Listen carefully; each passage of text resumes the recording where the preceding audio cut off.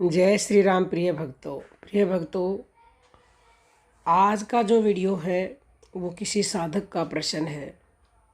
उन्होंने पूछा है कि अंदर यानी हमारे मन में काम, क्रोध, लोभ आदि विकार यदि भरे हुए हैं तो उसके बाद भी क्या ईश्वर की कृपा हमें मिलती है?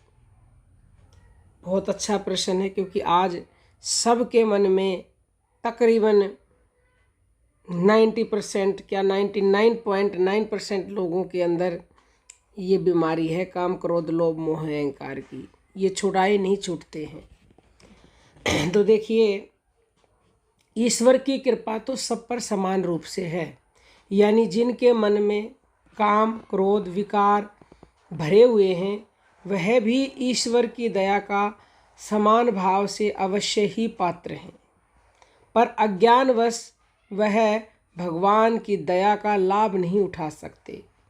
जिस प्रकार अज्ञानी पुरुष को गंगा के किनारे रहते हुए भी बिना ज्ञान के उससे लाभ नहीं होता, दरिद्र मनुष्य को घर में पारस रहते हुए भी उसको पत्थर समझने के कारण लाभ नहीं मिलता। यदि आप रास्ते से जा रहे हो, आपके सामने हीरे पड़े हैं, आपको ज्ञान नहीं है कि ये हीरे हैं, आप उसको अज्ञानतावश कांच समझ के ठोकर मार के चले जाओ तो आपको उससे कोई लाभ नहीं होगा।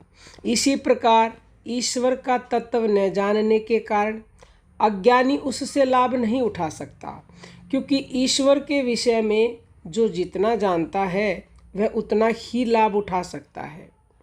यद्यपि ईश्वर सबका प्रेमी है, सुहृदय और रक्षक है, पर जो ईश्वर को प्रेमी और मित्र समझता है, परमेश्वर उसी की सब प्रकार रक्षा करता है।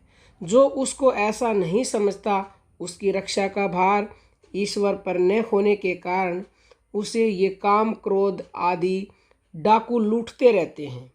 क्योंकि जो ईश्वर को नहीं मानता या उससे सहायता नहीं चाहता, ईश्वर उसकी सहायता करने के लिए बाध्य नहीं है।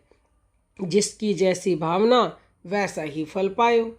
भगवान परमात्मा ईश्वर न्यायप्रिय हैं एवं न्याय प्राणता को रखते हुए ही दयालु हैं, और विशेष रूप से यानी कि पूर्ण कृपा उन लोगों को मिलती है ईश्वर की।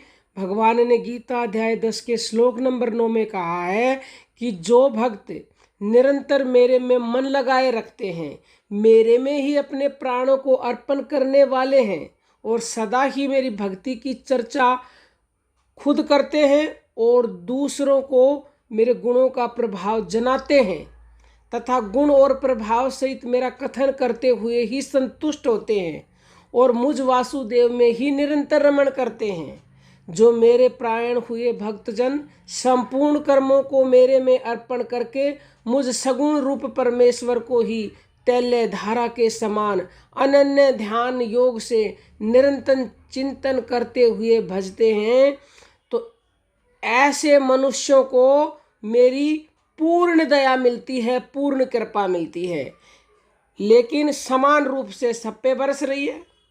अब लेने वाले पर निर्भर है, कौन कितनी लेता है, कितनी नहीं लेता है, किसकी कैसी भावना है, कैसी नहीं है।